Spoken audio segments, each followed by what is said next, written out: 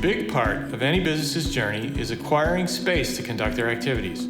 Whether you're looking for office space or retail industrial space, this is your first space or you're getting bigger, here's some things to think about when negotiating commercial lease. Pay close attention to when the lease term starts. If you've negotiated for a build-out, pay attention to the rent commencement date and how that date relates to when the build-out is supposed to be started and completed and when the space is ready to be occupied. You shouldn't have to pay if you can't occupy the space. Look into having a right to terminate the lease if the build-out is not started or substantially completed by specific dates. Additionally, have the landlord agree to a timeline by which any minor or punch list items associated with the build-out will be completed. Lots of leases have terms that call for a base rent plus a monthly variable charge for the landlord's expense in maintaining the property. An example of this are expenses to maintain the common areas, parking lots, and landscaping.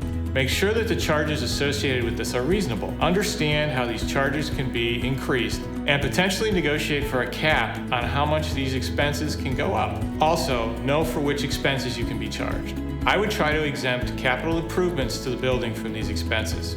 At any rate, make sure that the landlord has an obligation to give you a detailed accounting of variable expenses and that you have a right to audit these expenses to ensure accuracy. If you're looking for flexibility, you should negotiate the assignment and subleasing terms of the lease. Assignment of a lease is where you can get a third party to take over the lease and assume all your obligations to the landlord. With a sublease, you're bringing on a third party to take part or all of your space, but you remain primarily obligated to the landlord and responsible for your sublessee. Lots of standard forms prohibit these activities or give the landlord a right of approval. There is a right of approval. Make sure it cannot be unnecessarily withheld by the landlord. Understand if there are fees associated with the approval process, and make sure that the approval process has to be concluded within a specified period of time. Additionally, there may be lease provisions that allow for the landlord to get a cut of any amount you charge a sublessee that exceeds the rent you pay the landlord. Commercial lease will have terms that will say that you are in default if you do not perform your obligations specified in the lease, and will give the landlord specific remedies for these defaults.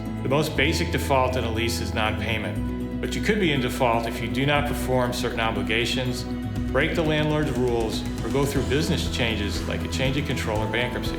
Try to negotiate that the landlord has to give you notice of the default and a time to cure it.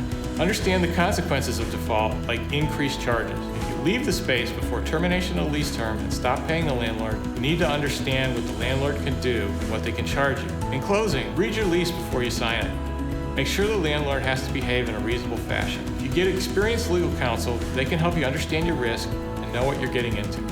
We can advocate on your behalf and suggest terms that are more favorable to you.